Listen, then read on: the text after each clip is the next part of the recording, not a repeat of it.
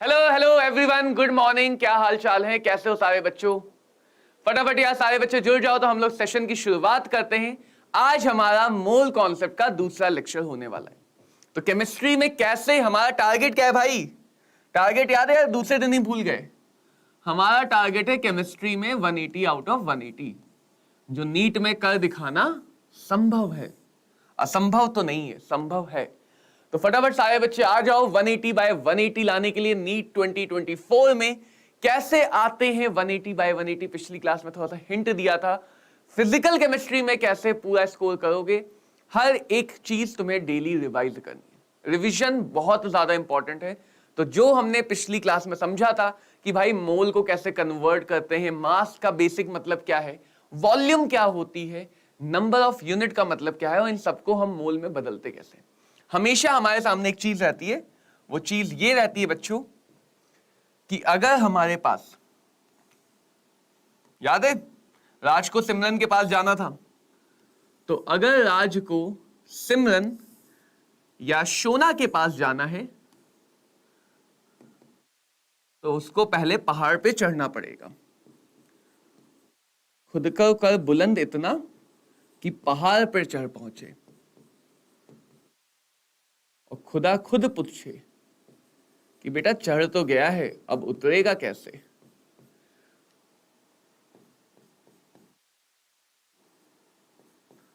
तो हमारे सामने बच्चों ये चार प्रकार की यूनिट थी। क्या थी? ये चार प्रकार की क्वांटिटी को रिप्रेजेंट करने की यूनिट है, राइट? कौन कौन सी है? मास। मास का क्योंकि हम कन्वर्जन कुछ ऐसे करने वाले हैं कि मास को हमेशा ग्राम में रखेंगे, चाहे एमयू में दिया हो, ग्राम में दिया हो, मिलीग्राम में दिया हो, किलोग्राम में दिया हो, सारे मास कन्वर्ट करके ग्राम में ही रखे जाएंगे।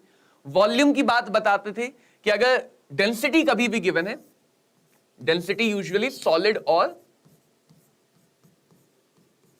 लिक्विड के लिए ज्यादा यूजफुल है। तो अगर तुम्हें किसी भी क्वेश्चन में डेंसिटी गिवन है तो समझ जाना डेंसिटी इसीलिए गिवन है जिससे तुम मास और वॉल्यूम को रिलेट कर सको। डेंसिटी किस लिए गिवन है? जिससे तुम मास या वॉल्यूम को रिलेट कर सको, उनके बीच में एक रिलेशन छोटा सा स्टेब्लिश कर पाओ। अब पहाड़ पे चढ़ना है तो चीजों को खत्म करना होगा, चीजों को गिराना होगा, यानी डिवाइड करना होगा। तो मास डिवाइडेड बाय मोलर मास। हमेशा हम डिवाइड या मल्टीप्लाई किससे करते हैं? एक मोल की क्वांटिटी से। सिंपल सा फंडा है, छोटे छोटे फंडे हैं, और फिजिकल केमिस्ट्री अंडे के समान इजी है। तो मास डिवाइड होगा मोलर मास से, वॉल्यूम डिवाइड होगी मोलर वॉल्यूम से, और 1 मोल की वॉल्यूम होती है 22.4 लीटर किसी भी गैस के लिए, अगर हम स्टैंडर्ड टेम्परेचर प्रेशर पे बात कर रहे हैं। कहां पे बात कर रहे हैं? स्टैंडर्ड टेम्परेचर एंड प्रेशर पे। और नंबर होता है एवोगैड्रो नंबर से डिवाइड। एवोगैड्रो नंबर से डिवाइड कर दोगे तो बन जाएगा मोल। तो हर बार कन्वर्जन के लिए बच्चों हम लोग 1 मोल के नंबर से, 1 मोल की क्वांटिटी से डिवाइड करते हैं। वो 1 मोल की क्वांटिटी मोलर मास होगी अगर मास के टर्म में बात करेंगे, 22.4 लीटर होगी अगर वॉल्यूम के टर्म में बात करेंगे, और एवोगैड्रो नंबर होगी अगर हम नंबर के टर्म में बात करेंगे। ये नंबर एटम के भी हो सकते हैं, अगर हम एटम को सोच रहे हैं, मॉलिक्यूल का भी हो सकता है, कैटायन, एनायन, इलेक्ट्रॉन, प्रोटॉन, जाने तमाम चीजों का हो सकता है। और अगर तुम्हें पहाड़ से नीचे उतरना है तो फटाफट मल्टीप्लाई कर दो। Mole multiplied by molar mass, mass दे देगा, ठीक है। Mole multiplied by 22.4 litre, gas की वॉल्यूम दे देगा। Mole multiply by Avogadro number, number of particle दे देगा। तो अगर तुम्हें कभी भी इन चारों क्वांटिटीज में जब भी रिलेशन चाहिए, हमेशा ध्यान रखना है कि भाई सेंटर में आना चाहिए मोल। यानी हम हर क्वेश्चन में अपना तरीका नहीं बदलेंगे, हम हर बार गिवन क्वांटिटी को बदलेंगे मोल में, एंड देन बातें करेंगे। तो अब समय आता है होमवर्क का। अब समय आता है होमवर्क का। ये कुछ क्वेश्चन मैंने तुम्हें होमवर्क में दिए थे। अब तुमने नहीं किए होंगे तो देखो, नहीं किए होंगे तो फिर लगेगा सर समझ में नहीं आ रहा है, सर आप क्या पढ़ा रहे हो। 4 क्लास बाद बोलोगे ठीक है रहने देते हैं, कहीं और से पढ़ेंगे। वहां भी जाके यही काम करोगे, वहां भी 2-4 दिन होमवर्क नहीं करोगे, वहां भी समझ में आना बंद हो जाएगा, बैकलॉग लग जाएंगे। तो समझना ना समझना तुम्हारे हाथ में है, मेहनत करना ना करना तुम्हारे हाथ में है, और जिसने ना की मेहनत उसका कुछ नहीं होता, उसका कुछ भी नहीं होता है। देखो क्या करना है? 25 ग्राम फेरिक सल्फेट। अब कई लोगों को तो इसका नाम ही नहीं समझ पाएंगे, फेरिक सल्फेट क्यों बोला। बेसिक बातें नहीं याद करना शुरू करोगे तो 6 महीने बाद भी वहीं के वहीं रह जाओगे। अब क्यों बोला वो तुम्हें पता होना चाहिए, नहीं पता है तो जब ऑक्सीडेशन नंबर सिखाया जाएगा तो ध्यान देना। आयरन के 2 हैं, एक आयरन का 56, सल्फर सल्फेट पूरा निकालोगे 96 आएगा, 96 इंटू 3,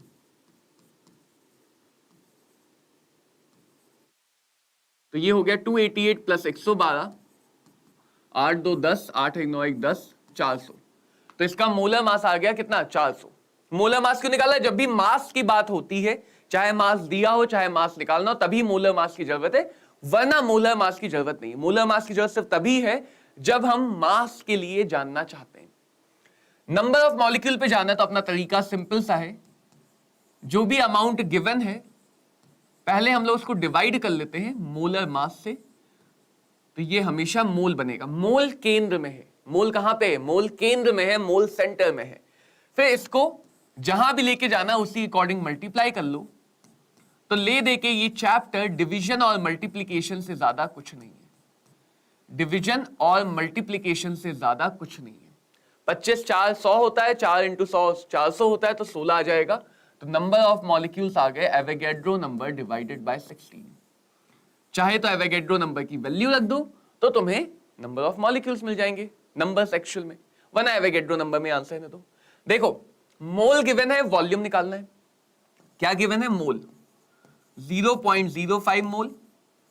मोल से कहीं भी जाना हो मल्टीप्लाई, कहीं से भी मोल पे आना हो डिवाइड।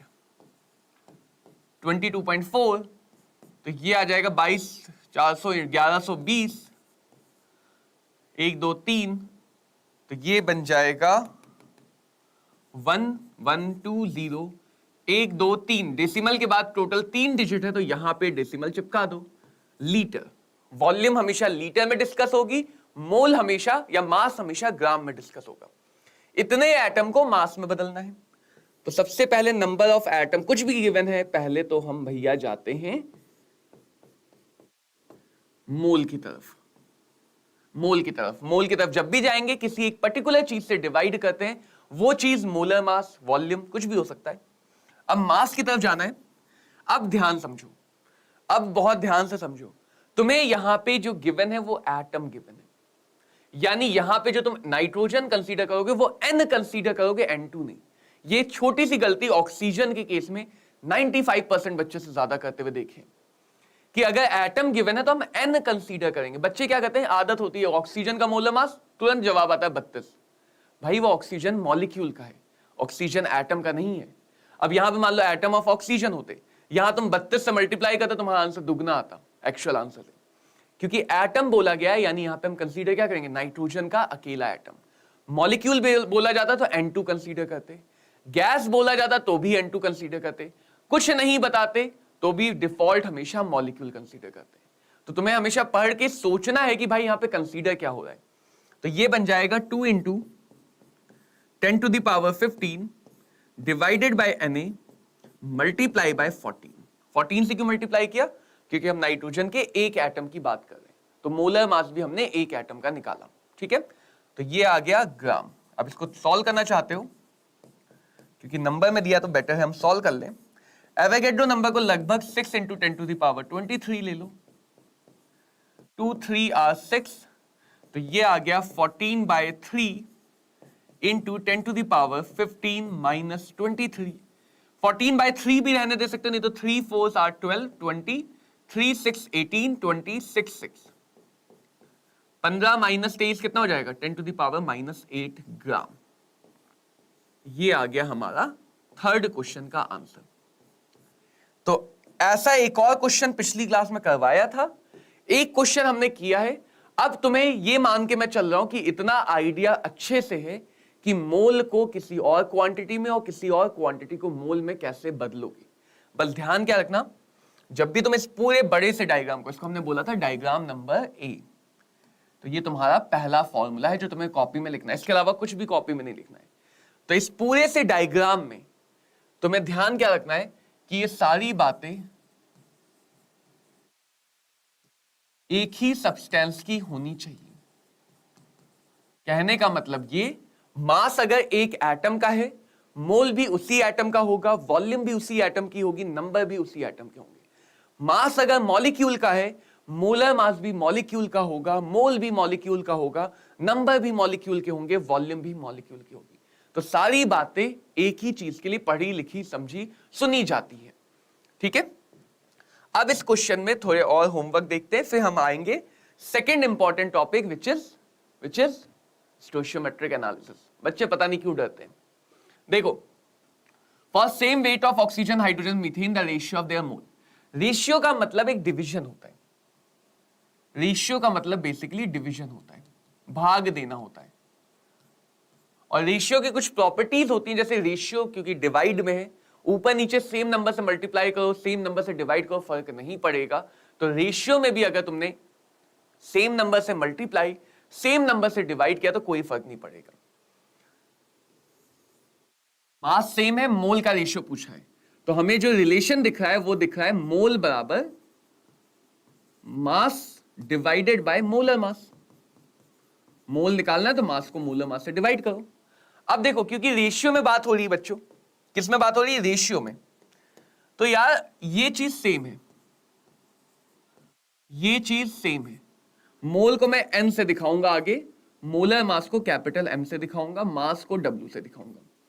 तो मैं कह सकता हूं अगर मास सेम है तो जो मोल है वो 1 बाय मोलर मास के प्रोपोर्शनल है। ये आगे के लिए भी काम आएगा। यानी जो मोल है वो 1 बाय मोलर मास के प्रोपोर्शनल होने का मतलब कि अगर मुझे mole of oxygen, mole of hydrogen, mole of methane का रेशियो चाहिए, मोल का रेशियो चाहिए, तो मैं डायरेक्टली लिख सकता हूं ये रेशियो होगा molar mass of oxygen 1 bye molar mass of hydrogen and 1 bye molar mass of CH4 के डायरेक्टली डिपेंडेंट। तो मोल का रेशियो मोलर मास के रेशियो के इनवर्सली डिपेंड करेगा। ठीक है, इसको तुम ऐसे भी सोच सकते हो कि मोल की जगह लिख सकते हैं mass by molar mass oxygen के लिए, mass by molar mass hydrogen के लिए, और mass by molar mass methane के लिए। क्योंकि मास सेम है, मास सेम गिवन है, और तो हम सबका W सेम मान के सबको W से डिवाइड कर दो। तो पूरे नंबर को अगर W से डिवाइड करोगे W कट जाएगा, पूरे नंबर को अगर W से डिवाइड करोगे तो W कट जाएगा, तो भी ले दे के ही आएगा। तो ये बात तुम डायरेक्टली भी लिख सकते हो, नहीं तो मोल के थ्रू जाके तो लिख ही सकते हो। बस ये होगा स्टोइचियोमेट्रिक एनालिसिस पे। 1 मिनट रुकते हैं हम लोग, 1 मिनट रुकेंगे। ओके, बीच में शायद नेटवर्क की थोड़ी एरर थी।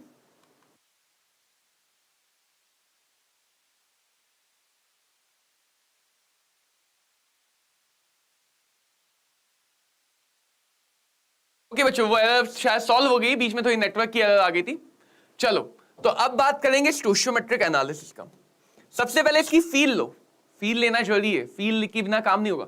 फील ये लो कि कब इसका इस्तेमाल करना है, ये चीज हमारे काम में कब आएगी। तो स्टोइचियोमेट्री का मतलब क्या है?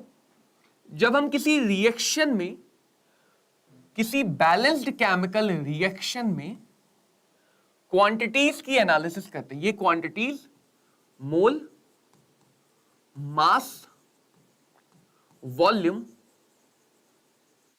कॉन्सेंट्रेशन, कुछ भी हो सकती है, किसी भी टाइप की क्वांटिटी की एनालिसिस कर सकते हैं। तो करना क्या होता है समझो, जैसे मान लो मैं एक रिएक्शन ले लूं, nitrogen plus 3 times of hydrogen, ये मिलके बना रहे हैं 2 टाइम्स ऑफ अमोनिया। ये हमारी एक बैलेंस्ड केमिकल इक्वेशन है।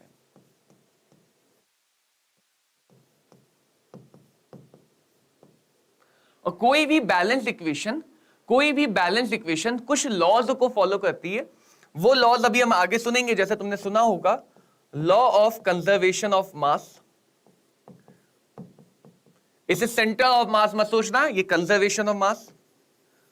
लॉ ऑफ कांस्टेंट प्रोपोर्शन, कि चीजें जब भी रिएक्ट करते हैं तो वो एक कांस्टेंट प्रोपोर्शन में रिएक्ट करते हैं। लॉ ऑफ मल्टीपल प्रोपोर्शन, तो कुछ फंडामेंटल लॉज का फॉलो करती हैं रिएक्शंस, और उसी बात को हम एक बैलेंस्ड केमिकल इक्वेशन से दिखाते हैं। यानी अगर ये रिएक्शन लिखिए बच्चा, nitrogen plus 3 hydrogen gives 2 ammonia लिखा हुआ है, इसका मतलब अगर नाइट्रोजन के 1 मोल आएंगे, ऐसा नहीं कि हम नाइट्रोजन के 1 मोल ही लेंगे, अगर अगर एक बड़ा वर्ड है, अगर नाइट्रोजन के 1 मोल है, या ऐसे सुनो, नाइट्रोजन के 1 मोल को खत्म होने के लिए 3 मोल हाइड्रोजन के साथ रिएक्शन करनी पड़ेगी। यानी जितने टाइम में नाइट्रोजन का एक खत्म होगा, हाइड्रोजन उससे 3 गुना खत्म होगा, गुने में, यानी ये रेशियो में बात बता रहा है, ना कि क्वांटिटी। और हाइड्रोजन उसका 2 गुना बनेगा, हाइड्रोजन उसका 2 गुना बनेगा। तो ये जो नंबर्स होते हैं, इन नंबर्स को कहा जाता है स्टोइचियोमेट्रिक कोएफिशिएंट्स।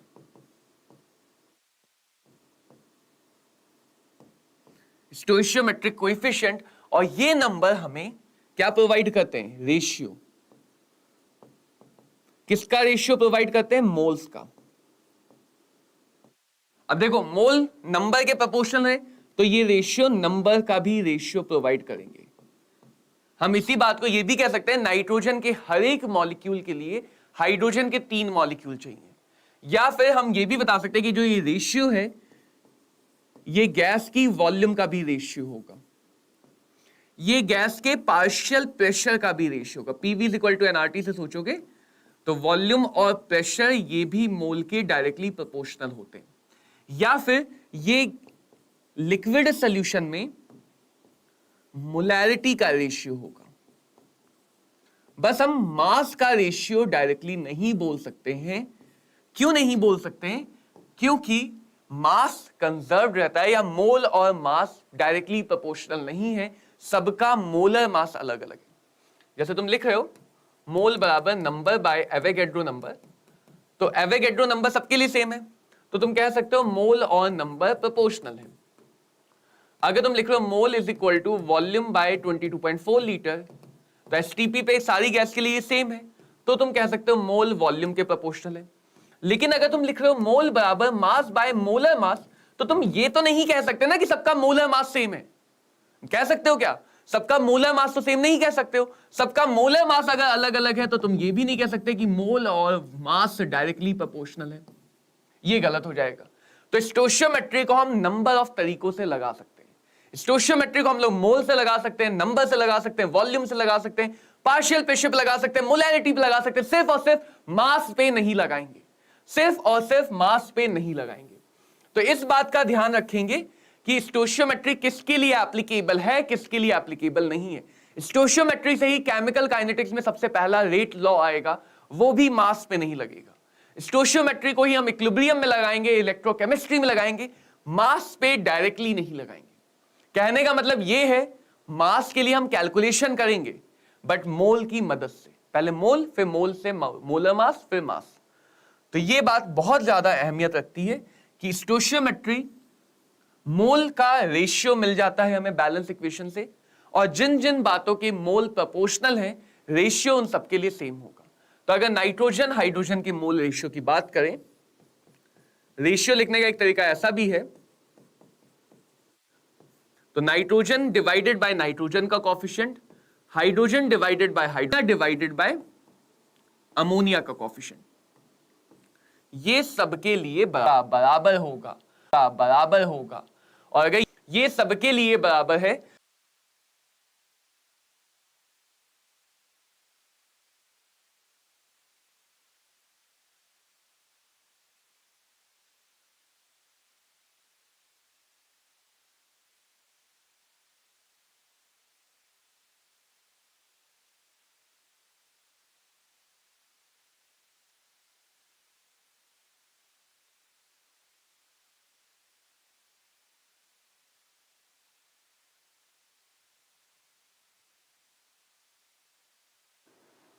नेटवर्क का थोड़ा इश्यू है, तो हम 2 मिनट का पॉज लेके चेक करेंगे।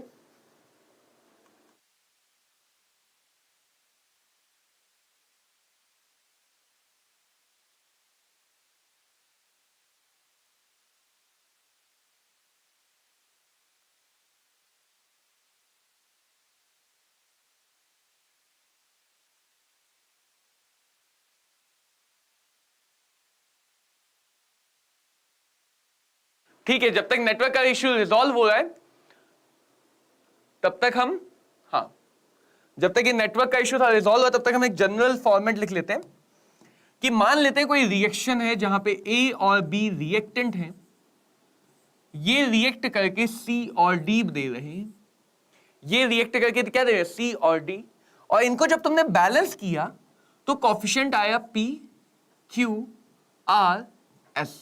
मान लो इनके बैलेंस्ड कोफिशिएंट है, तो स्टोइचियोमेट्री के अकॉर्डिंग तुम क्या लिख सकते हो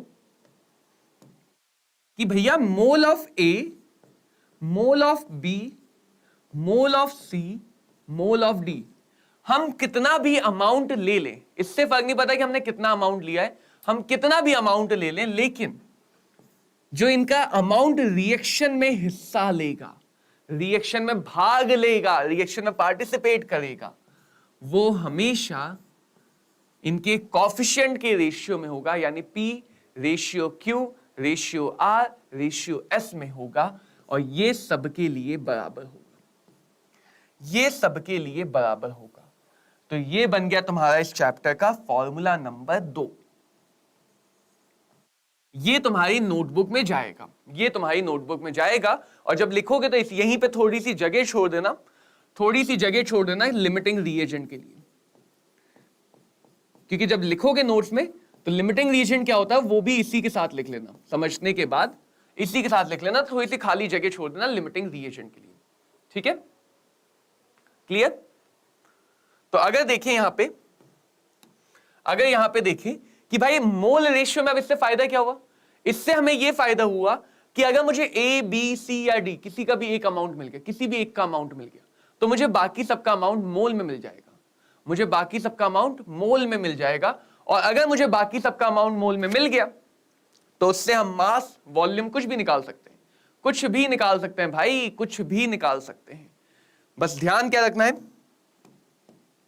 ये जो अमाउंट है ये रिएक्टेड अमाउंट है, कितना हिस्सा लेगा, कितना रिएक्ट करेगा, ये अमाउंट है जो रिएक्शन में बनेगा।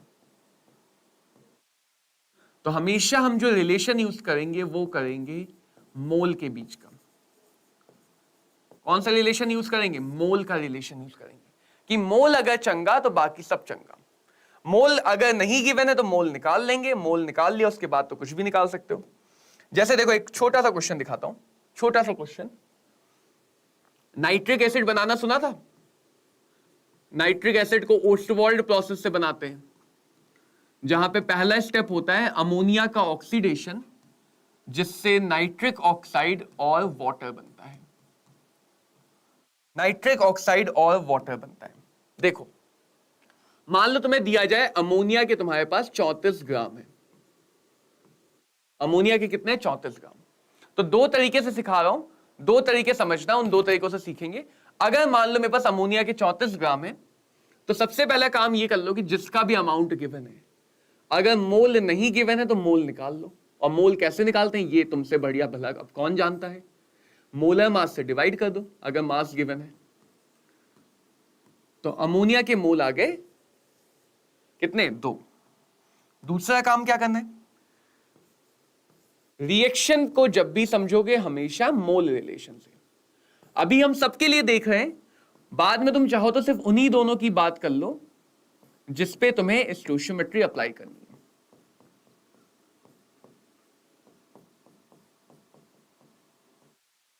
ये हो जाएगा, ठीक है, इतना होगा। अब जरा सोचो, अगर अमोनिया बाय 4 है और मुझे अमोनिया की क्वांटिटी पता है, अमोनिया कितना है, 2, तो यहां पे रख दो अमोनिया की जगह 2/4 O2/5 mole of nitric oxide. सबकी मोल इंफॉर्मेशन है, ध्यान रखना, जहां जहां मैं यूनिट लिखूं उसको ध्यान से देखना। तो अगर मैं इन दोनों को पहले इक्वल कर लूं तो देखो सबसे पहले मुझे मिल जाएगा मोल ऑफ ऑक्सीजन, कितना मिलेगा, ये 5 इधर मल्टीप्लाई में चला जाएगा, 5 × 2/4, तो ये आ जाएगा 5/2 मोल्स, 5/2 मोल्स। ऐसे ही अगर मैं इन दोनों को इक्वल कर लूं, अगर मैं इन दोनों को इक्वल कर लूं NO/4 और 2/4 को, तो 4 इधर मल्टीप्लाई में चला जाएगा, NO के मोल कितने आ जाएंगे, NO के मोल कितने आ जाएंगे भाई, NO के मोल आ जाएंगे 4 मल्टीप्लाइड बाय 2/4, तो ये आ जाएंगे 2 मोल। ऐसे अगर मैं पहले और आखिरी वाले को इक्वल कर लूं तो मोल ऑफ H2O आ जाएगा 6 इधर मल्टीप्लाई में चला जाएगा 2/4, तो ये आ जाएगा 3 मोल। 3 मोल। तो देखो एक बार अगर मुझे इन सबकी इंफॉर्मेशन मिलती है तो बाकी सबकी, मुझे अमोनिया के मोल अगर क्वेश्चन में पता है कि अमोनिया के 2 मोल रिएक्ट कर रहे हैं तो मैं इजीली बता सकता हूं कि अमोनिया के 2 मोल से रिएक्ट करने के लिए ऑक्सीजन के 5/2 मोल चाहिए होंगे, ऑक्सीजन के 5/2 मोल चाहिए होंगे, NO के 2 मोल बनेंगे और वाटर के भी 3 मोल बनेंगे, वाटर के भी 3 मोल बनेंगे। यानी कि एक के मोल से बाकी सबके मोल निकाले जा सकते हैं किसी भी रिएक्शन में, और इसी को बोलते हैं स्टोइचियोमेट्री। इसी को हम क्या बोलते हैं? इसी को बच्चों हम लोग बोलते हैं स्टोइचियोमेट्री। तो स्टोइचियोमेट्री हमने समझ ली कैसे निकाली जाती है। अब मोल निकल आया तो उससे फायदा क्या है भाई? मोल निकल आया तो इसको मोलर मास से मल्टीप्लाई कर दो तो मास निकल आएगा, इसको 22.4 से मल्टीप्लाई कर दो तो गैस की वॉल्यूम आ जाएगी स्टैंडर्ड टेम्परेचर प्रेशर पे, इसको एवोगैड्रो नंबर से मल्टीप्लाई कर दो तो नंबर ऑफ मॉलिक्यूल्स आ जाएंगे। तो एक बार मोल निकल आया तो हम बाकी कोई भी इंफॉर्मेशन निकाल लेंगे, एक बार मोल निकल आया तो बाकी हम कोई भी इंफॉर्मेशन निकाल लेंगे। और उसी से अगर तुम यहां पे लिखते हैं डायरेक्ट मेथड, देखना डायरेक्ट मेथड, अगर नोटिस करो तो हर बार सब में 2/4 आया, सब में 2/4 आया भाई। क्यों आया है? क्योंकि हम सबको यहां से तो निकाल रहे, तो जिसकी, ध्यान से सुनना, जिसकी मदद से निकालते हो उसके मोल डिवाइडेड बाय उसका कोफिशिएंट, जिसकी मदद से निकाल रहे उसके मोल डिवाइडेड बाय उसका कोफिशिएंट। और सब में देखो ऑक्सीजन के टाइम पे ऑक्सीजन के 5 से गुणा हो गया, 5 इधर जाकर मल्टीप्लीकेशन में चला गया, NO निकालते समय NO का कोफिशिएंट मल्टीप्लाई में आ गया, और पानी निकालते समय हमें क्या है? पानी निकालना है, पानी निकालते समय पानी का कोफिशिएंट मल्टीप्लाई में आ गया। यानी तुम जिसका अमाउंट निकाल रहे हो उसके मोल, जिसके भी मोल निकाल रहे हो, जिसके मोल निकाल रहे हो उसी के, उसका कोफिशिएंट, जिसके मोल निकाल रहे हो उसका कोफिशिएंट यहां पे आएगा, यहां पे आएगा। जिसके मोल की मदद से निकाल रहे हो, जिसके मोल की मदद से निकाल रहे हो, इसको जिसकी लिख लेते हैं, विस्की नहीं, जिसकी, जिसकी मोल से निकाल रहे हो उसका कोफिशिएंट डिवाइड में आएगा। तो इससे तुम्हारा स्टोइचियोमेट्री करना 10 सेकंड से भी कम का टाइम है। तो इसको देखो डायरेक्ट मेथड कैसे लिखेंगे। डायरेक्ट मेथड क्या करना है कि अगर तुम्हें y के मोल चाहिए, y का कोफिशिएंट, अगर तुम y के मोल को x के मोल से रिलेट कर रहे हो तो x का कोफिशिएंट डिवाइड में। ये हो गया तुम्हारा सितारा वाली ट्रिक, ये तुम्हारी सितार वाली ट्रिक हो गई कि भाई आसानी से तुम स्टोइचियोमेट्री में बार बार इक्वेशन ना लिखो, डायरेक्टली कैसे सॉल्व करोगे। तो ये हो गई तुम्हारी स्टार वाली ट्रिक। ठीक है, आसानी से हो गई, बहुत आसान हो गया सर ये तो। अब तो सर हम आग लगा देंगे, अब तो हम तूफान मचा देंगे। मचाते हैं इस क्वेश्चन में तूफान, एक तूफान हम और आप साथ में मचाएंगे, दूसरा फिर आगे के सारे तूफान अकेले मचा लेना। चलो एक और बढ़िया सी रिएक्शन चुन ले। देखो जब भैया हम, ये तो एक वाली एक है, इसमें मजा नहीं आएगा। चलो जब भैया हम लोग लेते हैं KClO3, KClO3 को गर्म करते हैं तो बनता है KCl और ऑक्सीजन। ये पोटेशियम क्लोरेट का थर्मल डिकम्पोजिशन है। अब मान लो मुझसे ये कहा जाए कि अगर मुझे 5.6 लीटर ऑक्सीजन एसटीपी STP पे, स्टैंडर्ड टेम्परेचर प्रेशर पे, यदि मुझे 5.6 लीटर ऑक्सीजन गैस के चाहिए तो बाकियों के बारे में आपका क्या ख्याल है? इस पे क्या कमेंट करना चाहेंगे? तो चलो कमेंट टाइप करते हैं, आओ हम लोग मिलके साथ में कमेंट टाइप करते हैं। देखो अगर मैं KClO3 की बात करूं, या पहले चलो मोल निकाल देते हैं। अभी तो देखो मैं मोल लिख लिख के दिखा रहा हूं तुम्हें, आगे चल के डायरेक्टली दिखाना शुरू करूंगा। तो यहां पे ऑक्सीजन का क्या गिवन है? वॉल्यूम। कहां पे? एसटीपी पे। लीटर में है, होना भी चाहिए लीटर में। 22.4 से भाग किया तो मोल आ गए 1/4, मोल आ गए 1/4। अब डायरेक्टली कैसे करते, देखो मान लो मुझे KClO3 चाहिए, तो KClO3 का कॉफिशिएंट कितना है? 2। ऑक्सीजन के मोल कितने हैं? 1/4। जिसको निकाल ले उसका कॉफिशिएंट, जिससे निकाल ले उसके कॉफिशिएंट से डिवाइड, जिससे निकाल ले उसके कॉफिशिएंट से डिवाइड, तो ये आ जाएगा 2 इंटू 1/4 इंटू 3। अरे वाह, कितना जल्दी आएगा, क्योंकि आगे तो ये कैलकुलेशन हमारे दिमाग में होगी, आगे तो ये कैलकुलेशन हमारे दिमाग में होगी, ये तो एक लाइन में आ गया। अब इसके मोल को अगर मोलर मास, इसका मोलर मास शायद 122.5 आता है, देख लेना भाई एक बार, मोलर मास एक बार चेक कर लेना, मुझे डाउट है, खुद पे नहीं तुम पे कि तुम चेक करोगे, ये डाउट है, ठीक है। तो एक बार मोलर मास चेक कर लेना, मोलर मास से मल्टीप्लाई किया तो ग्राम बन गया, Na से मल्टीप्लाई करोगे तो मॉलिक्यूल बन जाएंगे, जो निकालना चाहे निकालो। ऐसे ही अगर मुझे मान लो, ऐसे ही मुझे अगर मान लो KClO3 की जगह KCl निकालना है, तो KCl निकालना है, तो KCl का कॉफिशिएंट किससे निकालूंगा? ऑक्सीजन के मोल डिवाइड बाय ऑक्सीजन का कॉफिशिएंट, ये भी 1/6 मोल आ जाएगा, 74.5। तो अगर मैं इसको 74.5 से गुणा कर दूं तो ये बन जाएगा ग्राम, ये बन जाएगा ग्राम। मोल चाहिए तो ये आंसर, ग्राम चाहिए तो ये आंसर। तो अब मुझे क्या पता चला कि यदि मैं 5.6 लीटर 5.6 लीटर ऑक्सीजन इस रिएक्शन से बनाना चाहता हूं, सांस की कमी आ गई, सांस लेना चाहते हैं 5.6 लीटर ऑक्सीजन से, तो उस दशा में मुझे यहां पे इसके 1/6 मोल को गर्म करना पड़ेगा, 1/6 मोल को गर्म करना पड़ेगा, और साथ ही साथ मुझे फालतू का रेसिड्यू भी 1/6 मोल मिलेगा, फालतू का रेसिड्यू भी 1/6 मोल मिलेगा। एक और क्वेश्चन को समझो, चलो इसको ले लेते हैं, 10 ग्राम ही ले लेते हैं आसानी के लिए।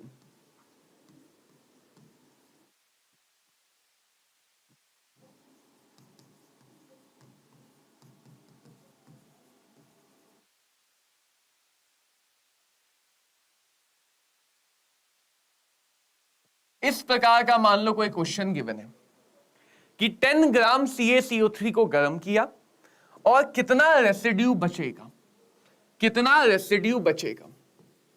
देखो बस अब तुम्हें स्टोइचियोमेट्री को करने से एक ही चीज रोक सकती है कि तुम्हें रिएक्शन ना पता हो। अगर रिएक्शन नहीं पता तो स्टोइचियोमेट्री करने में गड़बड़ होगी, तो रिएक्शंस धीरे धीरे याद हो जाती है।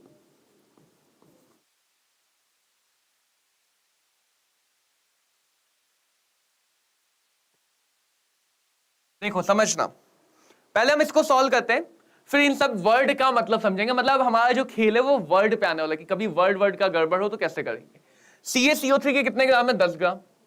CaCO3 का मोलर मास निकाल लो तो 100 आएगा। अब देखो छोटी सी बात बता रहा हूं, ध्यान रखना, मोलर मास मैंने इतनी बार निकाले कि मुझे याद है, इसलिए मैं डायरेक्टली लिख देता हूं। तुम अगर डायरेक्टली लिख रहे हो तो इसका मतलब तुम्हें कभी याद नहीं होगा, मोलर मास निकालने में गलती हो गई, फालतू में 4 नंबर दान करके आ जाओगे। तो जो भी चीजें हम फिजिकल केमिस्ट्री फिजिक्स में जितनी भी चीजें लिखते हैं वो चीज तुम्हारे दिमाग से आनी चाहिए। जो तुम्हारे दिमाग से नहीं आ रहा है वो तुम्हें आगे याद नहीं रहेगा। तो धीरे धीरे आना शुरू होता है। जब तक दिमाग से डायरेक्टली ना आए चीजें तब तक बोर्ड को देख के नकल या कॉपी करने की जरूरत नहीं है, वरना पछताओगे। तो गिवन मास 10, मोलर मास 100, तो ये आ गया 0.1 मोल, ये आ गया 0.1 मोल। तो जब भी मैं कोई चीज लिख रहा हूं तो तुम्हारे दिमाग में वो चीज आगे आगे चलनी चाहिए, आगे आगे चलनी चाहिए। अब देखो सब बैलेंस इक्वेशन है, मैं सीधे लिख सकता हूं मोल ऑफ कैल्शियम ऑक्साइड, जिसका निकाल ले उसका कॉफिशिएंट, जिससे निकाल ले उसके मोल डिवाइडेड बाय उसका कॉफिशिएंट, तो यह आ गया 0.1 मोल। मोलर मास 56 से मल्टीप्लाई किया तो यह आ गया 5.6 ग्राम। यानी 10 ग्राम को गर्म करेंगे तो इतने ग्राम कैल्शियम ऑक्साइड बनेगा, इतने ग्राम कैल्शियम ऑक्साइड बनेगा। CO2 निकाल लेते हैं, कॉफिशिएंट 1, मोल 0.1 डिवाइडेड बाय 1, तो ये आ जाएगा 0.1 मोल। CO2 के मोलर मास 44 से मल्टीप्लाई करेंगे तो यह आ जाएगा 44.4 ग्राम। इतने ग्राम CO2 गैस बनेगी। अब समझो, अब इस क्वेश्चन का वर्ड समझो। ये एक सॉलिड सब्सटेंस है, ये सॉलिड है, ये गैस है। यानी कि जो भी गैस उसका क्या होगा, अगर कंटेनर खुला है, डब्बा बंद नहीं किया, ढक्कन लगाना भूल गए, अगर ढक्कन लगाना हम भूल गए तो क्या होगा, जो भी गैस है वो उड़ जाएगी। अब गैस गई, कई बार हमें लगता है ना यहाँ पे रेसिड्यू, तो मास तो कंजर्व रहता है, तो हम ये गलत बोल देते हैं कि 10 ग्राम है तो 10 ही ग्राम होगा। मास कंजर्व रहता है, लेकिन ये भी तो हो सकता है कुछ अमाउंट गैस अपने साथ मास को लेके कहीं और चली जाए। कंजर्व रहने का मतलब ये तो नहीं कि वो हमेशा खाला जी के यहां बैठा रहेगा। तो मास कंजर्व्ड रहता है, लेकिन मास इकट्ठा नहीं रहता है, वो इधर उधर जा सकता है। तो यहां पे जो गैस है वो जब जाएगी तो गैस का भी बहुत कम लेकिन मास तो होगा ना, तो गैस अपने साथ कुछ मास ले जा सकती है।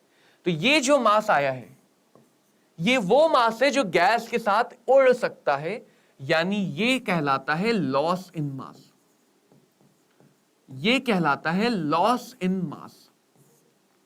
समझ पाए? ये कहलाता है लॉस इन मास। ये क्या कहलाएगा, ये वहीं रह जाएगा, राख रह जाएगी। जली को आग कहते हैं तो बुझी को राख कहते हैं। तो ये जो राख है ये यहीं पे रह जाएगी, तो इस राख को कहा जाता है रेसिड्यू, मास ऑफ रेसिड्यू। तुमसे ये भी पूछा जा सकता है परसेंटेज में बताओ भाई। तो अगर मैं बात करूं परसेंटेज लॉस इन मास, कितना लॉस हुआ मास में परसेंट में, तो परसेंट का हमेशा मतलब है 100 में से कितना। तो जिसका भी परसेंट निकालना है वो, तो मास के लॉस का परसेंट निकालना है, मास की हानि का परसेंट निकालना है। तो जितना मास का लॉस हुआ वो ऊपर, डिवाइड हमेशा टोटल से करते हैं। तो टोटल कितना था 10 ग्राम, और मल्टीप्लाई हमेशा 100 से करते हैं। तो तुम्हें जिस भी चीज का परसेंटेज निकालना उसको ऊपर रखो, जो उसका टोटल या इनिशियल को नीचे रखो, और 100 से मल्टीप्लाई कर दो।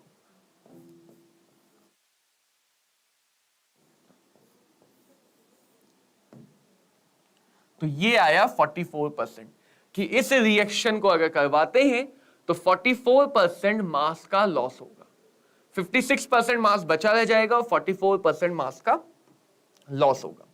तो तुमसे क्वेश्चन की लैंग्वेज में ये भी पूछा जाता है, रेसिड्यू लॉस भी पूछा जाता है, परसेंटेज लॉस भी पूछा जाता है, और भी तरह तरह की बातें पूछ सकते हैं। करने का तरीका कभी नहीं बदलेगा, करने का तरीका कभी नहीं बदलेगा। बदलेगा क्या, सिर्फ छोटे मोटे वर्ड बदलेंगे। अब जैसे ये क्वेश्चन तुम्हारे लिए होमवर्क है, रिएक्शन में बता दे रहा हूं, ये चलो फटाफट इसको अभी मेरे साथ डायरेक्टली कर लो, होमवर्क तो तुम लोग आलस कर जाते हो। मैग्नीशियम बाइकार्बोनेट को गर्म करोगे, किसी भी बाइकार्बोनेट को अगर गर्म करते तो पहले कार्बोनेट और फाइनली ऑक्साइड बना देता है। ठीक है, इसका मोलर मास निकाल लेते हैं। मैग्नीशियम का 24, मास के टर्म में बात है इसलिए मोलर मास निकाल लें। हाइड्रोजन के 2 हो गए, कार्बन के 2 हो गए, ऑक्सीजन के 6 हो गए, 96। 6 4 10 4 14, 9 2 11, 11 2 13, 13 2 15, 164। 164 ही आएगा ना।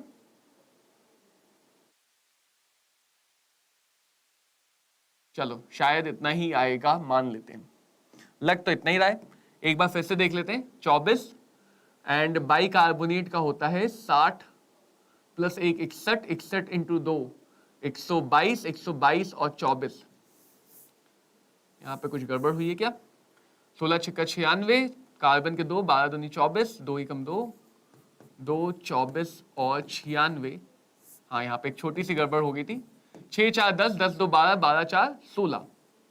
अब ठीक है, 9 2 11, 11 2 13, 13 1 14, 146 ग्राम आएगा। देखा, अब इसका मोलर मास मुझे नहीं आता तो निकालने में गलती भी हो गई, क्योंकि आदत छूटी हुई है मोलर मास निकालने की। अब बात करते हैं किसकी वॉल्यूम चाहिए, CO2 की। रिएक्शन बैलेंस है ना सर, कार्बन के 2 हैं, कार्बन के 2। अब रिएक्शन बैलेंस है, हाँ सर अब बैलेंस है। तो ध्यान से देखो, ध्यान से देखो इस आसान से दिखने वाली रिएक्शन को। ये रिएक्शन कल को तुम्हारे नीट एग्जाम में आ सकती है। जिसका मोल निकालना है उसका कोफिशिएंट कितना है, 2। जिसका मोल निकालना है उसका कोफिशिएंट कितना है, 2। किसकी मदद से निकालना है उसके मोल, मोल कितना हो जाएंगे, mass by molar mass, mass by molar मास। और जिसकी मदद से निकाल रहे हो उसके कोफिशिएंट से भाग कर दो 1। सिंपल सा स्टोइशियोमेट्री डायरेक्टली लग जाती है। डेसिमल हटाते हैं, 0 लगाते हैं, 2 से 2 कटा, ये आ गया 1/10 मोल। 1/10 मोल का मतलब वॉल्यूम आ जाएगी। वॉल्यूम को में कैसे बदलते हैं, तो 22.4 से गुणा करके बदल देते हैं सर, तो ये आ जाएगा 2.24 लीटर। लेकिन ऑप्शन तो मिलीलीटर में है, तो कोई बात नहीं, 1000 से गुणा कर दो, 2240 ml। 2240, मुझे लगता है यहां पर थोड़ी सी मिसप्रिंटिंग है, 2240 ml आंसर आ जाएगा। हो गया आसानी से सॉल्व। क्या मुश्किल था, क्या दिक्कत आया?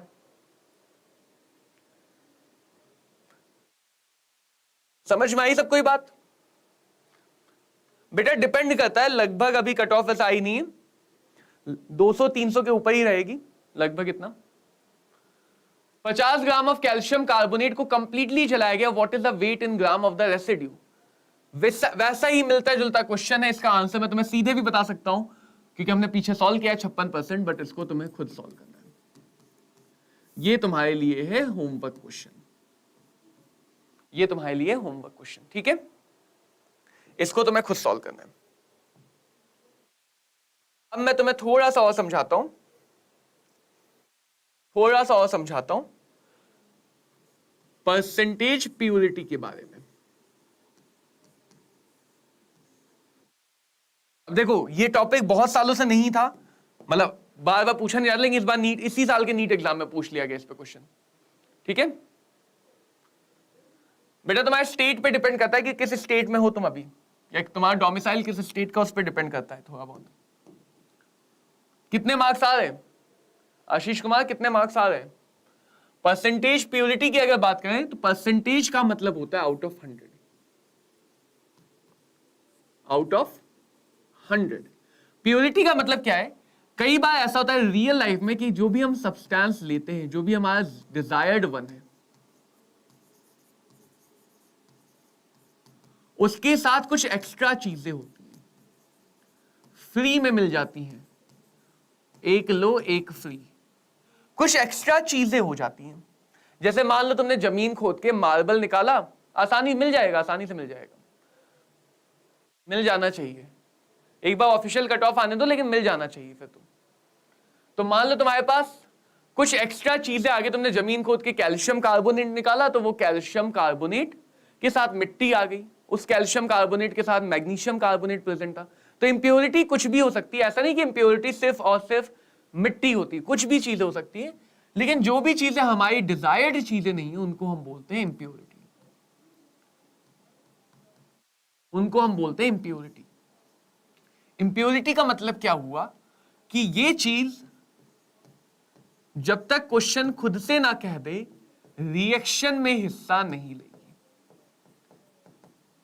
जब तक क्वेश्चन खुद से ना बोल दे, तो ये चीजें रिएक्शन में हिस्सा नहीं लेती हैं। परसेंटेज का मतलब, अब देखो इसको एक क्वेश्चन से समझाता हूं।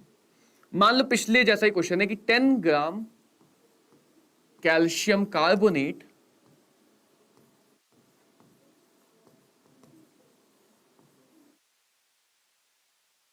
on heating gives 1.1 gram of CO2। ये मान लो क्वेश्चन का स्टेटमेंट है, ये क्वेश्चन का स्टेटमेंट है। एक तो अगर क्वेश्चन में कुछ ऐसा वर्ड लिखा हो जिसको बोलते हैं सैंपल, तो सैंपल का मतलब सैंपल होता है, सैंपल अगर लिखा हुआ है तो इसका मतलब वहां पे और भी फालतू की चीजें हो सकती है। या क्वेश्चन में ऐसा वर्ड लिखा है परसेंटेज ऑफ प्योरिटी फाइंड करो, इस टाइप के वर्ड अगर क्वेश्चन में लिखे तो समझ जाना वो यहां का क्वेश्चन है, ये वर्ड तुम्हें ढूंढने हैं, ये वर्ड से तुम समझोगे कि वो परसेंटेज प्योरिटी का क्वेश्चन है। वरना समझो, क्या समझ के कर सकते हैं, CaCO3 ये बनाता है कैल्शियम ऑक्साइड और CO2। ये तो हमें पता चल गया अभी तक कि कैल्शियम कार्बोनेट को गर्म करते हैं तो बनता है भैया कैल्शियम ऑक्साइड और CO2। अब जो बवाल वाली बात है, जो बवाल वाली बात है वो ये है कि अगर मुझे दो चीजों का अमाउंट दिया गया है ना, और जो बवाल वाली स्टोइशियोमेट्रिक इक्वेशन थी कहां गई, कहां गई, कहां गई, कहां गई, इस इक्वेशन में तो मैं किसी एक का अमाउंट ही चाहिए, एक से ज्यादा चीजों की जरूरत ही नहीं है। किसी एक का अमाउंट भी अगर मुझे यहां पे मिल गया तो बाकी का अमाउंट मैं निकाल सकता हूं।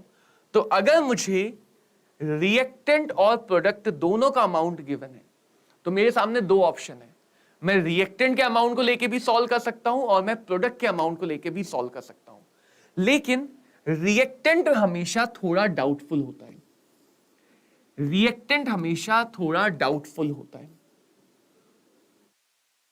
बहुत सारी वजह होती हैं जिनकी वजह से हम इस बात पे थोड़ा डाउट कर सकते हैं कि हो सकता है ये 10 ग्राम जो मैंने लिया ये पूरी तरह से प्योर ना हो।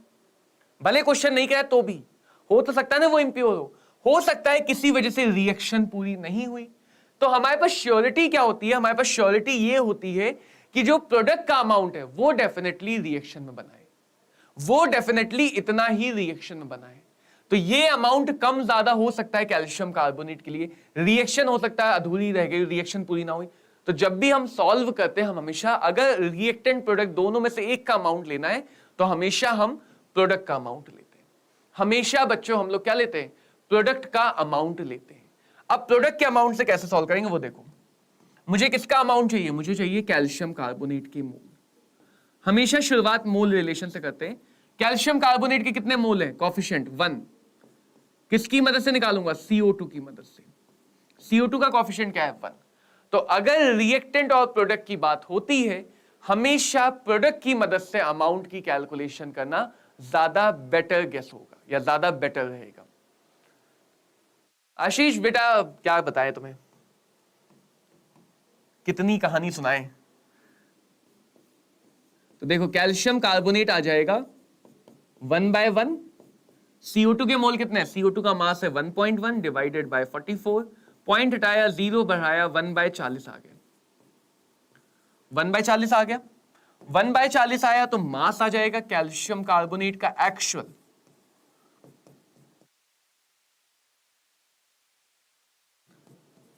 2.5 ग्राम, 2.5 ग्राम। अब ये हमें क्या बता रहा है कि एक्चुअल में चाहे कितना भी हो इतना ही है जो रिएक्शन में हिस्सा ले रहा है, taking part in the reaction, taking part in the reaction. यही अमाउंट है 2.5 ग्राम जो रिएक्शन में हिस्सा ले रहा है। था कितना, 10 ग्राम, 10 में से 2.5 ग्राम ही रिएक्शन में हिस्सा ले पा रहा है। या तो किसी वजह से बाकी अमाउंट यूज नहीं हुआ या हो सकता है बाकी अमाउंट इम्प्योर हो। तो अगर क्वेश्चन पूछे कि परसेंटेज प्योरिटी कितनी है सैंपल की, तो भाई कितना एक्चुअल में है 2.5, लिया कितना था 10, यानी 10 ग्राम में से डिजायर्ड कितना है 2.5। क्या चीज, क्या जानना है आशीष, 10 ग्राम में से डिजायर्ड कितना है 2.5, 100। तो परसेंटेज प्योरिटी आ गई 25%, परसेंटेज प्योरिटी आ गई 25%। ये हो गया हमारा आंसर। तो परसेंटेज में डील करते समय बस हम लोग 100 में बात कर लेते हैं, परसेंटेज में डील करते समय बस हम लोग आउट ऑफ 100 सोचते हैं। प्योरिटी का मतलब है कि जो हमारा डिजायर्ड सब्सटेंस है वो कितना है, जो हमारा डिजायर्ड सब्सटेंस है वो कितना है। तो जब भी परसेंटेज निकालना हो, जिस भी चीज का निकालना हो उसको ऊपर रखो, जिस चीज की मदद से निकालना है, जिस चीज की मदद से निकालना उसको नीचे रखो, मल्टीप्लाई बाय 100 रखो, मल्टीप्लाई बाय 100। बेटा कभी कभी क्या होता है ना, थिंकिंग मैच नहीं करती है या विजन मैच नहीं करता है। रीजन सबके अपने पर्सनल होते हैं, बट कभी कभी क्या होता है थिंकिंग या विजन मैच नहीं कर पाता है और इसलिए रिलेशंस थोड़े से साइड हो जाते हैं। अब परसेंटेज प्योरिटी पे बच्चों ये वाला क्वेश्चन आया था इस बार के नीट एग्जाम में। ये बिल्कुल ताजा ताजा क्वेश्चन है जो अभी अभी तल के बाहर निकाला है, अभी अभी हमने इसको तला है और बाहर निकाला है इसी साल में। कितना CO2 बनेगा अगर हम 20 ग्राम सैंपल को गर्म करें जिसमें 20% लाइमस्टोन है। तो इस क्वेश्चन को, ये तुम्हारे लिए रहने वाला है होमवर्क। इसको यानी कि हम लोग अगली क्लास में, तुम एक बार लगा के आओगे फिर हम अगली क्लास में डिस्कस करेंगे। ये भी होमवर्क है, मिलता जुलता क्वेश्चन, मिलता जुलता क्वेश्चन है होमवर्क में। अब देखो कितना BaCO3 मिलेगा, जब एक्सेस ऑफ CO2 पास किया जाएगा एक ऐसे सोल्यूशन में जिसमें 0.205 मोल ऑफ बेरियम हाइड्रोक्साइड है, 0.205 ऑफ बेरियम हाइड्रोक्साइड है। ठीक है, मेन तुम्हारा देखो क्या होना चाहिए, मेन होना चाहिए पढ़ाई करो और पढ़ाई करके समझ में आना चाहिए।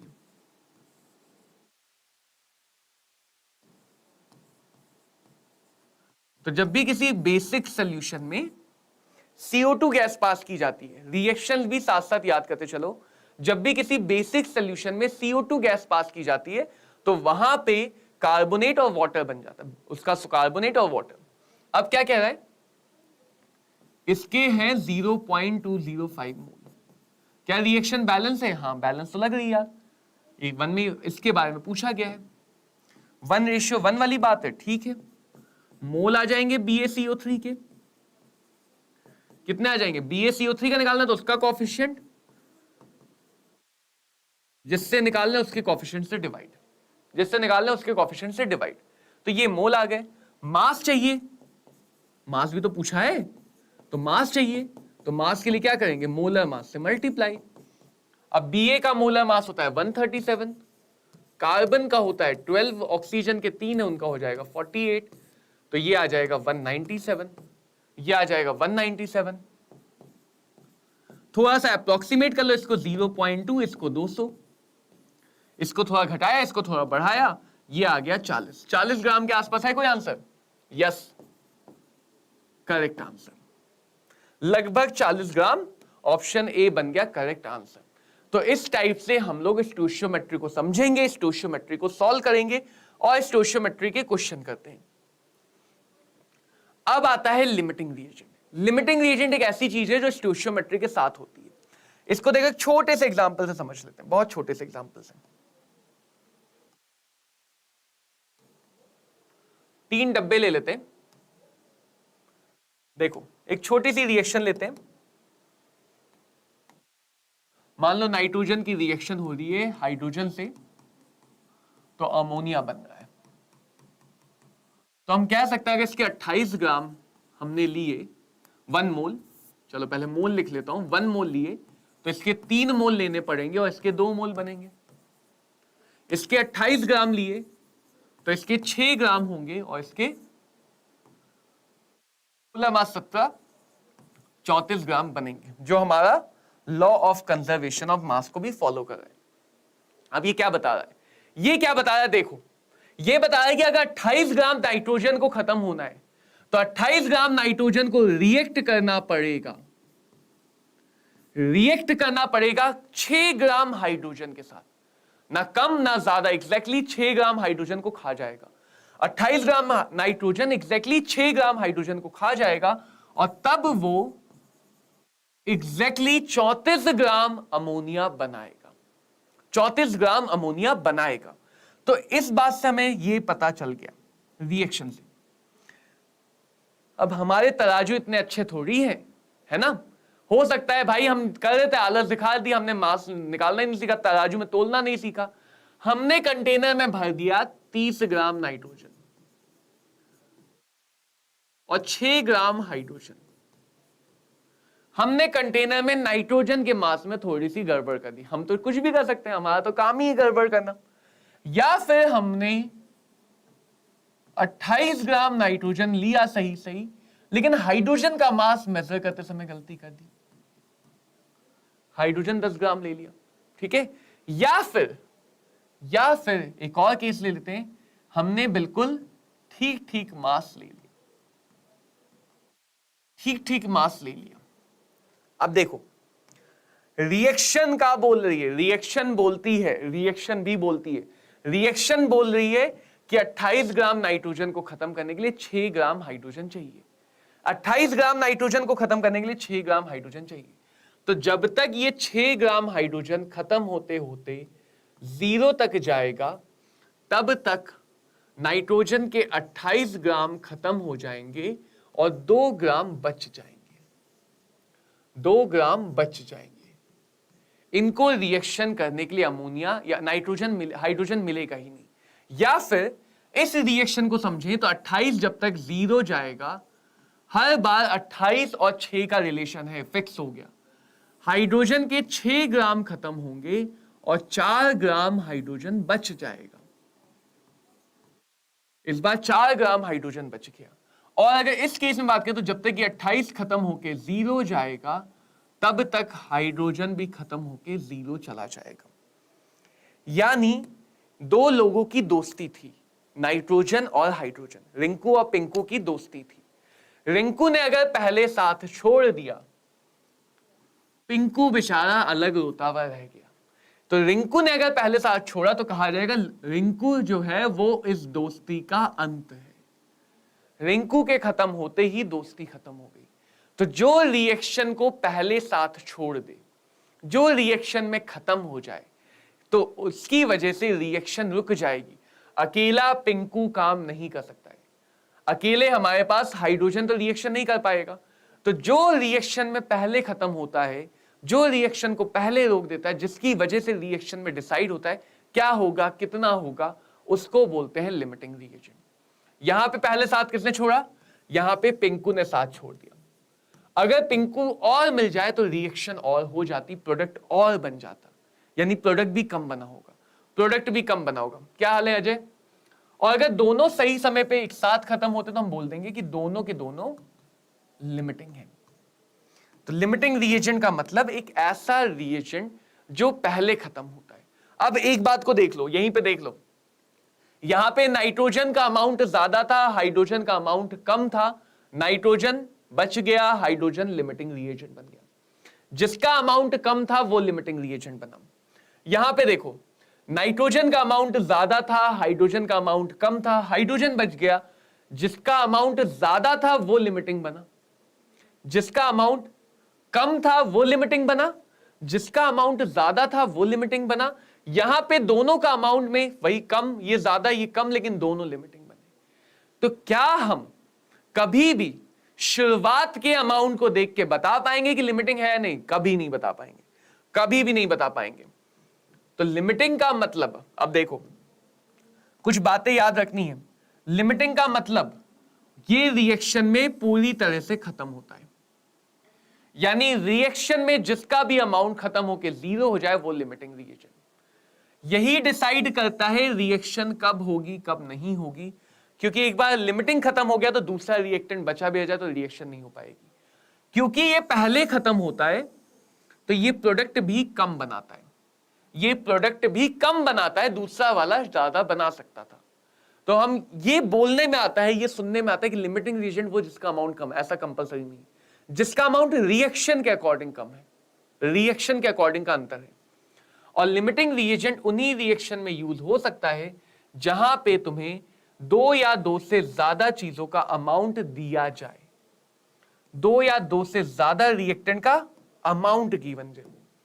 क्योंकि अगर एक ही रिएक्टेंट गिवन है तो कंपैरिजन का हिस्सा ही खत्म हो गया, कंपैरिजन का मतलब ही खत्म हो गया। तो अगर हमें 2 या 2 से ज्यादा चीजों के अमाउंट गिवन है तभी हम उनमें कंपेयर करेंगे कि पहले कौन खत्म होगा बाद में कौन। एक ही दिया है तो हम बाय डिफॉल्ट उसी को लिमिटिंग मान लेते हैं। क्वेश्चन तुम्हें कभी बताएगा नहीं कि लिमिटिंग निकालना है नहीं निकालना, तुम्हें खुद सोचना है, खुद सोचना है। अगली बात क्या, एक और स्टार सितारा पॉइंट है हमारा,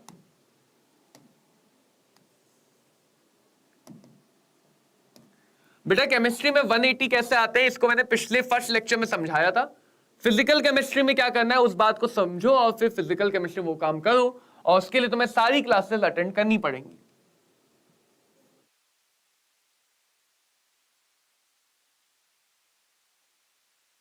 कभी भी लिमिटिंग रिएजेंट को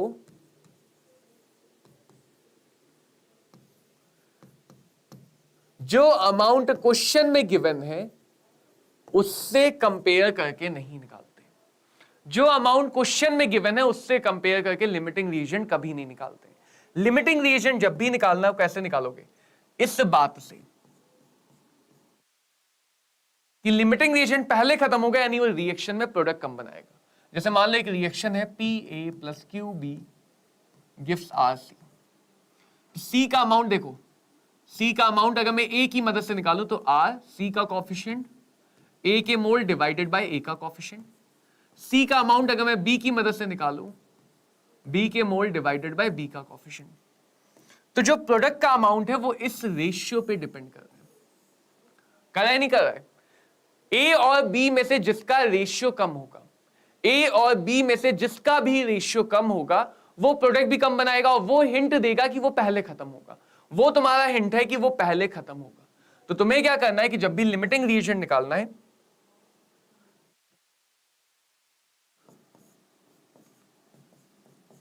जब भी लिमिटिंग रिएजेंट निकालना है, रिएक्टेंट्स के रेशियो को कंपेयर करो,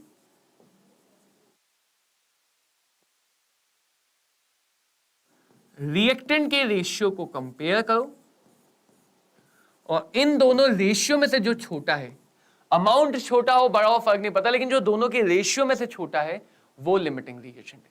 जो दोनों के रेशियो में से छोटा है वो लिमिटिंग रिएजेंट है। और जो बच गया उसको कहते हैं एक्सेस रिएजेंट, कि ये एक्सेस में था।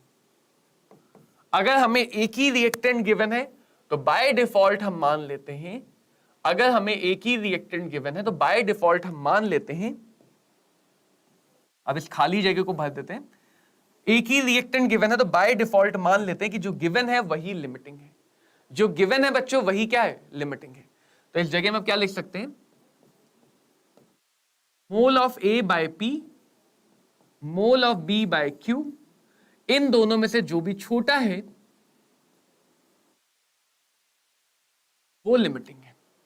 जो भी छोटा है वो लिमिटिंग है। अगर दोनों बराबर है तो दोनों लिमिटिंग है, फिर किसी से भी सॉल्व करो। और सॉल्व हमेशा लिमिटिंग से ही करते हैं, सॉल्व हमेशा लिमिटिंग से ही करते हैं, सॉल्व हमेशा लिमिटिंग से ही करते हैं। अब जैसे क्वेश्चन दिखाते हैं, एक सिंपल सा क्वेश्चन दिखाते हैं। एक बढ़िया सी रिएक्शन ले लेते हैं। रिएक्शन क्या ले लें? जैसे चलो यही अपनी सबसे बढ़िया रिएक्शन ले लेते हैं, nitrogen,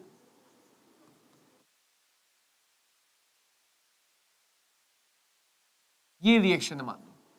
nitrogen hydrogen Haber process है, रिएक्ट करके अमोनिया बना रहे हैं। क्वेश्चन कह दे कि नाइट्रोजन के 40 ग्राम लिए, हाइड्रोजन के 10 ग्राम लिए, तो क्या सिनेरियो होने वाला है? क्या सिनेरियो होने वाला है? देखो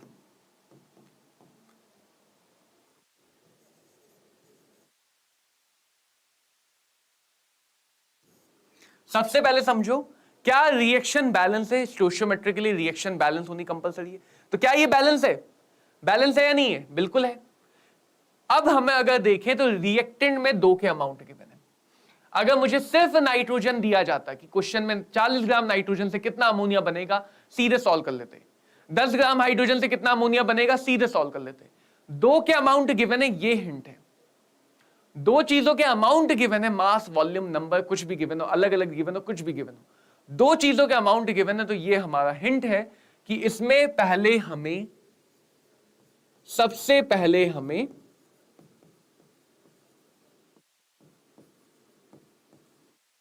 लिमिटिंग रिएजेंट फाइंड करना है। कैसे करेंगे? कैसे करेंगे? तो इसके लिए हम लेंगे मोल ऑफ नाइट्रोजन, हल्का हो गया, कोई दूसरा रंग ले लेते हैं, यही वाला ले लेते हैं। Mole of nitrogen, mole of hydrogen, इसको कंपेयर नहीं करना है, इसको कंपेयर नहीं करना है, इसके साथ इसके रेशियो को भी कंपेयर करना है, इसके साथ इसके रेशियो को कंपेयर करना है। ये कंपैरिजन होता है। ठीक है, ठीक है। चलो अब नाइट्रोजन का मास गिवन है तो मोल निकाल लेंगे, 40/28 × 1। हाइड्रोजन का मास गिवन है, इसकी भी मोल निकाल लेंगे, मोलर मास 2। जो कॉफिशिएंट था वो नीचे रहने दिया, जो 1 था वो 1 रह गया, जो 3 था वो 3 रह गया। मोल की जगह mass by molar mass, mass by molar मास। अब देखो, चाहो तो थोड़ा मल्टीप्लाई डिवाइड कर लो, नहीं भी करोगे तो भी चलेगा। 4 से डिवाइड कर लेते हैं तो 7 और 10। तो देखो ये आ गया बच्चों 10/7 और ये आ गया 5/3। अब कुछ लोग क्या करते हैं, डेसिमल बनाते हैं फिर कंपेयर करते हैं। हमारा तरीका अलग है, हमारा तरीका अलग है। हम क्या करते हैं कि दोनों तरफ न्यूमरेटर या डिनोमिनेटर किसी एक को सेम कर लो, कहीं कुछ ना कुछ हो जाएगा, ना हो तो 1 बना लो। तो अगर यहां पे देखें, इसको मैं ऊपर नीचे अगर 2 से गुणा भाग कर दूं तो ये बन जाएगा 10/6। 10/6 न्यूमरेटर सेम है, जिसका डिनोमिनेटर बड़ा वो वैल्यू छोटी। न्यूमरेटर सेम है तो जिसका डिनोमिनेटर बड़ा वो वैल्यू छोटी, जिसका भी डिनोमिनेटर बड़ा वो वैल्यू छोटी। यानी कि हमें क्या पता चला कि जो लिमिटिंग रिएजेंट है वो इस क्वेश्चन में नाइट्रोजन है और जो एक्सेस रिएजेंट है वो हाइड्रोजन है। क्वेश्चन के अंत में हाइड्रोजन थोड़ा बहुत बच जाएगा, नाइट्रोजन पूरी तरह से खत्म हो जाएगा। नाइट्रोजन पूरी तरह से खत्म हो जाएगा। क्लियर? अब आगे का काम क्या होगा? Second step. अब जो भी हम काम करेंगे उसकी मदद से, ये हमारा कंट्रोलिंग वाला है, तो जो भी हम निकालेंगे लिमिटिंग की मदद से निकालेंगे। नाइट्रोजन की मदद से हाइड्रोजन निकाल सकते हैं। हाइड्रोजन के मोल आएंगे, हाइड्रोजन का कोएफिशिएंट, नाइट्रोजन वाला हम ऑलरेडी कंपेयर करके निकाल चुके हैं, 10/7। 10/7 अमोनिया के निकालेंगे तो अमोनिया का कोएफिशिएंट कितना है? 2। 10/7 तो ये आ गया 30/7 मोल और ये आ गया 20/7 मोल। चलो मास में बदल लेते हैं। मास में कैसे बदलेंगे? मोलर मास से मल्टीप्लाई करके, मोलर मास से मल्टीप्लाई करके। तो ये आ गया 60/7 ग्राम, ये आ गया 340/7 ग्राम। इसको सॉल्व करेंगे तो 7, 8, 56, 40, 35, 50, 49, 8.57 ग्राम के आसपास आएगा। 8.57 ग्राम के आसपास आएगा। ऐसे ये भी 48 समथिंग आएगा। अब देखो यहां पे कमाल देखो, जो हाइड्रोजन का अमाउंट आया वो क्या दिखा रहा है, क्योंकि नाइट्रोजन रिएक्शन को कंट्रोल करे, लेकिन हाइड्रोजन भी तो इस्तेमाल होगा, हाइड्रोजन भी तो इस्तेमाल होगा। तो ये हाइड्रोजन का वो अमाउंट है जिसका पहले इस्तेमाल हुआ फिर विश्वास हुआ। ये हाइड्रोजन का वो अमाउंट है जिसका पहले इस्तेमाल हुआ है कि रिएक्शन में जब तक नाइट्रोजन के 40 ग्राम खत्म होंगे, जब तक नाइट्रोजन के 40 ग्राम खत्म होंगे तब तक हाइड्रोजन के भी कुछ खत्म होगा। कितना होगा वो भी लिमिटिंग से आता है। तो रिएक्शन के बाद नाइट्रोजन का 40 था, 40 इस्तेमाल हो गया, बचा कितना? 0। लिमिटिंग रिएजेंट तो बचेगा ही नहीं। 40 था, 40 खत्म हो गया, बचा कितना? 0। रिएक्शन के बाद हाइड्रोजन का 10 था, 8.57 खत्म हो गया, तो बचा कितना? 1.43 ग्राम। 1.43, 1.43 ग्राम। और अमोनिया की अगर मैं बात कर लूं तो अमोनिया रिएक्शन के पहले 0 था, बना कितना? 340/7। इसको सॉल्व करोगे तो ये 48.57 आएगा। मुझे कैसे पता? Law of conservation of mass के पता। तो अमोनिया का कितना बना? 48.57 ग्राम। तो स्टोइचियोमेट्री हमेशा तुम्हें यह बताता है, स्टोइचियोमेट्री हमेशा यह बताता है कि कितना अमाउंट रिएक्टेंट का खत्म होगा रिएक्शन में और कितना अमाउंट रिएक्शन में बनेगा, कितना अमाउंट रिएक्शन में बनेगा। जैसे ये क्वेश्चन देखो, रिएक्शन लिख रहा हूं पहले, BaCl2 की रिएक्शन Na3PO4 के साथ हुई, तो क्वेश्चन खुद कह रहा है Ba3PO4 होल ट्वाइस बना।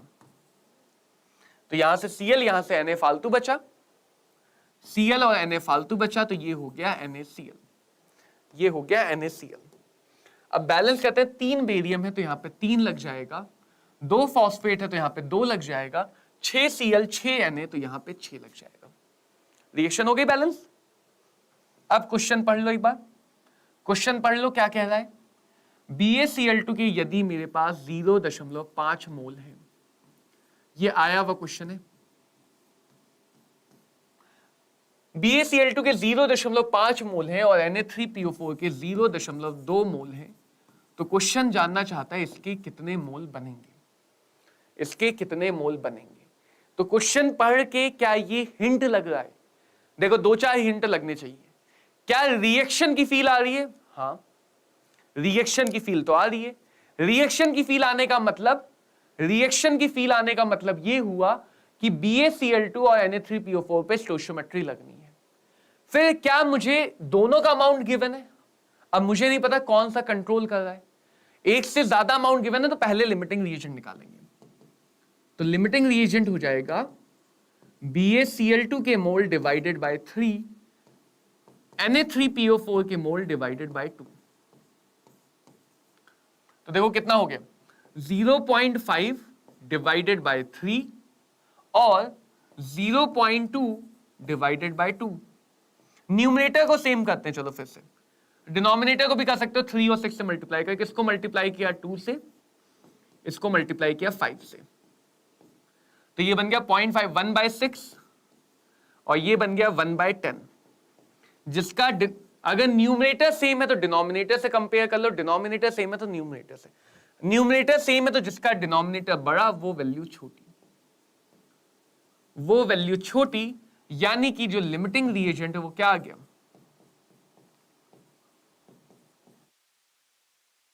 क्या क्वेश्चन ने कहीं भी लिखा था लिमिटिंग रिएजेंट निकालना? नहीं लिखा था, फिर भी हमने निकाला। क्वेश्चन में कहीं नहीं लिखा था लिमिटिंग रिएजेंट निकालना, फिर भी हमने निकाला। क्यों निकाला? क्योंकि 2 से ज्यादा चीजों के अमाउंट गिवन थे। तो जिसके मोल निकालने हैं उसका कोएफिशिएंट, जिसकी मदद से निकाल रहे उसके मोल डिवाइडेड बाय उसका कोएफिशिएंट, तो कितना आ गया 0.1 मोल।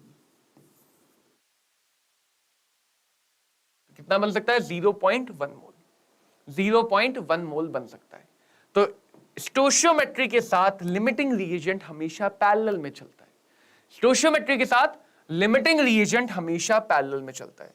तो अब कुछ क्वेश्चन है तुम्हारे लिए लिमिटिंग रिएजेंट वाले, जो होमवर्क है, जो होमवर्क है। कुछ परसेंटेज प्योरिटी वाले भी हैं।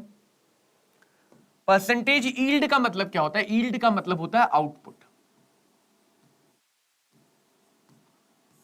परसेंट में बात करना है एक्चुअल कितना बना, जो क्वेश्चन बनाएगा, बताएगा या पूछेगा,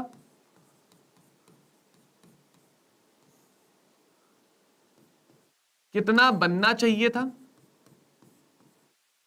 अगर सब कुछ, जैसे कई बार क्या होता है ना रिएक्शन में, अगर सब कुछ सही है, लिमिटिंग रिएजेंट जो है वो मैक्सिमम अमाउंट बनाएगा, तो जितना बनना चाहिए था उसके रिस्पेक्ट में कितना बना। अगर हम 100% रिएक्शन करवा पाते तो कितना बनता।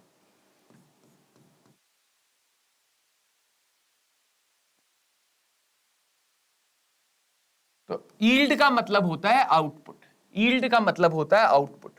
तो जब भी तुम्हें यील्ड निकालनी हो, तुम्हें आउटपुट के बारे में डील करनी है, आउटपुट के बारे में डील करनी है।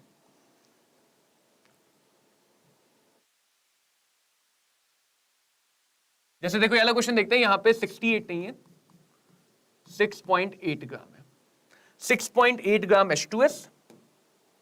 देखो रिएक्शन क्या कह रही है कि जब H2S की रिएक्शन, यहीं से कर लेते हैं, H2S की रिएक्शन SO2 के साथ हुई, ध्यान से समझना, 3 सल्फर 2 H2O बना, excess SO2 produce 8 gram sulphur, the percentage yield of the reaction. तो क्वेश्चन तुम्हें ये बता रहा है कि भाई 6.8 ग्राम H2S है, तो उससे बना कितना? 8 ग्राम। बना कितना? 8 ग्राम। चलो अगर हम ये निकाल लें कि कितना बनता,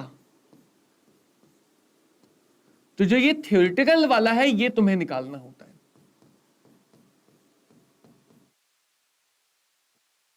जब भी यील्ड की बात हो, जो भी क्वेश्चन में अमाउंट दिया है वो हमेशा एक्चुअल, एक्सपेरिमेंटल होता है। एक्चुअल कितना बना वो क्वेश्चन देता है, ठीक है। यील्ड हमेशा तुम रिएक्टेंट प्रोडक्ट दोनों की तरफ से सॉल्व कर सकते हो। सल्फर के मोल आएंगे 3 इंटू H2S के मोल डिवाइडेड बाय 2। H2S का कितना हो गया? 6.8। H2S का मोलर मास हो गया 34।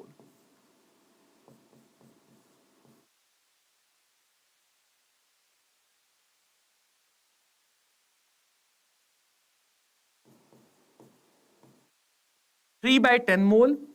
सल्फर का मास, अब देखो सल्फर का एक एटम है तो मोलर मास एक ही एटम का लेंगे, S8 का मत ले लेना।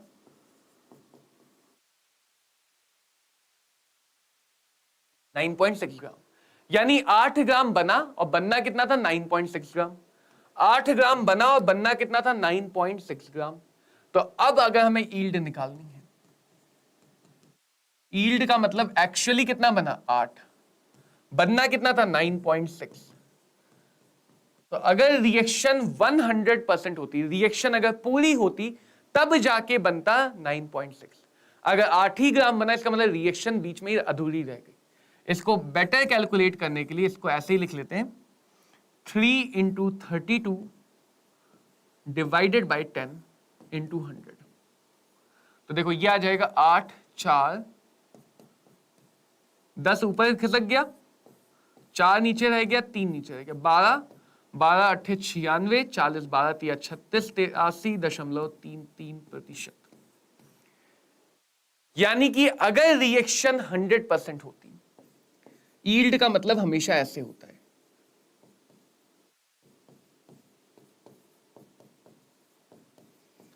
अगर रिएक्शन 100% होती तब जाके इतना बनता। तो जब भी क्वेश्चन को पढ़ के तुम्हें ऐसा कुछ फील आए कि रिएक्शन इतना हो रही है, जैसे इस क्वेश्चन में देखो खुद ही बता रहा है कि यील्ड कितनी 80%। तो 80% यील्ड का मतलब जितना बनना चाहिए था उसका 80% ही बन पाएगा। बाकी किसी वजह से रिएक्शन बीच में रुक गई, किसी वजह से रिएक्शन बीच में रुक गई, किसी वजह से रिएक्शन बीच में क्या हो गई, रुक गई। तो ये हमारे यील्ड का कॉन्सेप्ट रहता है, ये हमारे यील्ड का कॉन्सेप्ट रहता है। और ये पूरा का पूरा स्टोइचियोमेट्री है, इतना ही स्टोइचियोमेट्री का रहता है। तो आज का जो तुम्हारा होमवर्क है, नोट्स में बहुत सारे होमवर्क क्वेश्चन है, उनकी प्रैक्टिस करो। अगर ये काम नहीं कर रहे हो, ये नीट के एस्पायरेंट के लिए सबसे ज्यादा इंपॉर्टेंट काम है, खाने से भी ज्यादा जरूरी है कि ये काम करना है। अगर नीट में सिलेक्शन चाहिए तो तुम्हें डेली ये काम तो करना ही करना है। इसके बाद जो पीछे वाला है वो भी रिवाइज करो, उस पे भी क्वेश्चन लगाओ। अभी पीवाईक्यू मत लगाओ, अभी सिर्फ थोड़ा बहुत रिवाइज करो, बस इतना काफी है। और दूसरा बहुत इंपॉर्टेंट काम,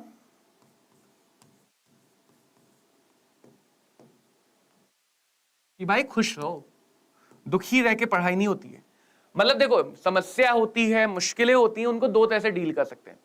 या तो ऐसे करके हाय ये क्या हो गया, क्यों हुआ, मुझे नीट का एग्जाम क्यों देना पड़ रहा है, मैं बच्चा क्यों पैदा हो, सीधे बड़ा क्यों नहीं पैदा हो गया। इन सब बातों को सोच के या तो दिन भर सोचते रहोगे, या फिर ठीक है जो भी है वो है, उसको से डील करना है।